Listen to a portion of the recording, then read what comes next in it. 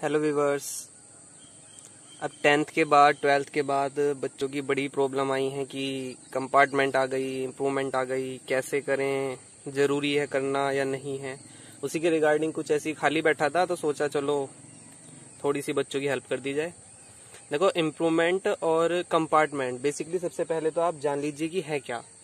Improvement का मतलब होता है कि जितनी भी आपकी परसेंटेज आई है, यदि आप उससे सहमत नहीं हैं, आपको लगता है कि हाँ मैं ये सब्जेक्ट मेरा पर्टिकुलर बहुत अच्छा था और मैं इसमें इम्प्रूवमेंट कर सकती थी या कर सकता था, सो आप उसमें इम्प्रूवमेंट डाल सकते हैं।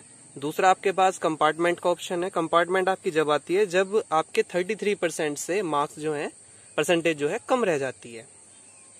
ठीक है, अब इसके लिए कुछ रूल्स हैं।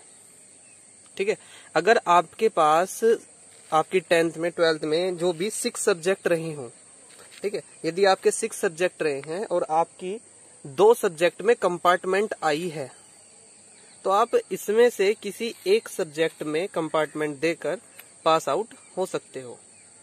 ठीक है, इम्प्रूवमेंट का भी सेम सीन है। इम्प्रूवमेंट तो आप चाहे 2 में दो, 3 में दो, कोई मैटर नहीं करता। तो आप इसमें एक में कंपार्टमेंट देकर पास रिजल्ट आपका हो जाएगा। और यदि आपके पास 5 सब्जेक्ट रहे हैं, अगर आपके पास 5 सब्जेक्ट रहे हैं, थोड़ा सा लिखने में प्रॉब्लम हो रही है, सडनली मैं वीडियो बना रहा हूँ। अगर आपके पास 5 सब्जेक्ट रहे हैं और यदि आपकी एक सब्जेक्ट में कंपार्टमेंट आई है, तो आप उस कंपार्टमेंट को दे सकते हैं। लेकिन यदि 2 सब्जेक्ट में कंपार्टमेंट आई है, तो आपको फेल कंसिडर किया जाएगा और आपको सभी एग्जाम दोबारा रीअपियर करने होंगे। ठीक है, इसके बाद बात करते हैं कुछ रिजल्ट में। जो बच्चों के रिजल्ट आए हैं उसमें कुछ दिक्कतें हैं। जैसे किसी किसी के रिजल्ट में लिखा हुआ है आरएल मतलब रिजल्ट लेटर। ठीक है, इसका मतलब ये है कि देखो, कुछ टेक्निकल इशू के कारण या कोई भी दिक्कत रही हो, उसके कारण जो है रिजल्ट जो है अपडेट नहीं हो पाया आपका। 400 और 500 के बीच ऐसे स्टूडेंट हैं सीबीएसई द्वारा जिनके रिजल्ट में आरएल लिखा हुआ आया है। ठीक है, तो उनका रिजल्ट लेटर आएगा, घबराने वाली बात कोई नहीं है, रिजल्ट आएगा जरूर। दूसरा आपका है RT, repeat theory, that is RT, repeat theory. Repeat theory में क्या है कि जो आपकी थ्योरेटिकल पार्ट है वो आपको दोबारा अटेम्प्ट करना पड़ेगा। उसमें आपको as a compartment, as a fail जो है कंसिडर किया जाएगा। एक है आपका result withheld. Result withheld मतलब सम टेक्निकल इशू के कारण जो है आपका रिजल्ट रोक दिया गया है, वो भी आपका लेट में आएगा। देखो, कोविड-19 के कारण काफी कॉम्प्लिकेशन रही है इस बार रिजल्ट में, लेकिन आपको घबराने की जरूरत नहीं है। ठीक है, कंपार्टमेंट मैंने आपको बताई दिया कि 33% से नीचे कंपार्टमेंट आती है और आपको दोबारा अटेम्प्ट करना पड़ता है एग्जाम। एक आपके पास लिखा आता है 4 टाइम्स एक्स, 4 टाइम एक्स, ये लिखा हुआ आता है रिजल्ट में। इसका मतलब है इम्प्रूवमेंट। ठीक है, अब रिजल्ट में डायरेक्ट इंप्रूवमेंट नहीं लिखा आएगा, 4x लिखा आएगा। इसका मतलब है इम्प्रूवमेंट।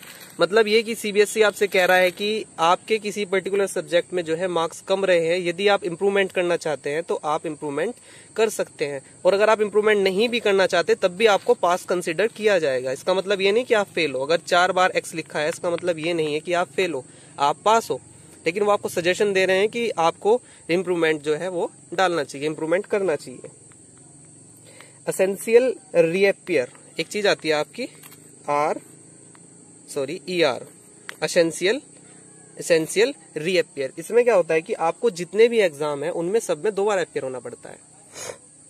स्टूडेंट, एक दिक्कत जो बच्चों की है वो ये है कि यदि हम कंपार्टमेंट, इम्प्रूवमेंट वगैरह कुछ डालते हैं तो क्या हम नेक्स्ट क्लास में एडमिशन ले सकते हैं। बेसिकली 10th क्लास के बच्चों की ये प्रॉब्लम है। सपोज उन्होंने 10th में कंपार्टमेंट का डाला है या इम्प्रूवमेंट का डाला है, तो क्या वो 11th में एडमिशन ले सकते हैं। तो सबसे पहले तो मैं ये कहना चाहूँगा, अपनी मतलब मेरी व्यक्तिगत सोच है, मैं इसमें आपको कोई फोर्स नहीं कर रहा हूँ। मैं आपसे कहना चाहूँगा कि यदि आपके 70% या 70 प्लस हैं, 70% या 70 प्लस हैं, तो इसमें इतना बॉदर होने की जरूरत नहीं है, डरने की जरूरत नहीं है। 70% इज इनफ। ठीक है, अकॉर्डिंग टू मी। ठीक है, आपको मैं कोई फोर्स नहीं कर रहा हूँ। तो मैं आपसे कहूँगा कि आप जो है इम्प्रूवमेंट का फॉर्म ना भरें। फिर भी यदि आप कम हैं या भरना चाहते हैं तो ये बात का ध्यान रहे कि अगर आप 10th क्लास में हो और आपने कंपार्टमेंट का फॉर्म फिल किया है तो उस ईयर आप एडमिशन नहीं ले सकते। इसका रीजन ये है क्योंकि आपकी मार्कशीट में यदि कंपार्टमेंट है या इम्प्रूवमेंट है तो वो मार्कशीट बन के आएगी, ठीक है, इम्प्रूवमेंट एग्जाम होने के बाद बन के आएगी, तो उस चीज में लगेगा टाइम, पूरा 1 साल लगेगा। और आप जब 11th क्लास में जाओगे तो उसमें होता है एडमिशन, एडमिशन के टाइम पे 11th क्लास में ही 12th का रजिस्ट्रेशन फिल किया जाता है। जब रजिस्ट्रेशन फिल होगा तो वहां पर 10th की मार्कशीट की रिक्वायरमेंट होती है। यदि आप पुरानी मार्कशीट दोगे तो फिर आपका इम्प्रूवमेंट का फायदा क्या, समझ रहे हैं ना। यदि आपने पुरानी मार्कशीट दी 10th की तो उसमें फिर इम्प्रूवमेंट का फायदा क्या। और यदि आप दूसरे वाली देना चाहते हो तो उसके लिए अभी तो आपके पास अवेलेबल नहीं है, उसमें तो पूरा टाइम लगेगा। तो इस तरीके से आप 1 साल जो है पीछे हट जाते हो। अगर ज्यादा ही कंपल्सेशन है, ज्यादा ही जरूरी है तो आप 10th 70 प्लस होने पर ही कंपार्टमेंट फिल करें, अदरवाइज ना करें। और ये तो थी बात 10th और 12th वाले बच्चों के लिए। लेकिन जो इस बार 9th में और 11th में बच्चे हैं उनको मैं बता देना चाहता हूँ कि बहुत ही फेमस कहावत है आपकी कि अब पछताए क्या हो जब चिड़िया चुग गई खेत। तो बेटा, जब आपसे कहा जाता है कि आप ध्यान दीजिए, सिर्फ अपनी पढ़ाई को 2 घंटे रेगुलर, पूरे साल में 365 दिन होते हैं, आप 2 घंटे रेगुलर यदि एजुकेशन से हटके, जो स्कूल में पढ़ाया जा रहा है, जो ट्यूशन में पढ़ाया जा रहा है, उससे हटके यदि आप सेल्फ स्टडी को 2 घंटे भी देते हैं तो आपको ऐसी नौबत कभी नहीं आएगी, ठीक है।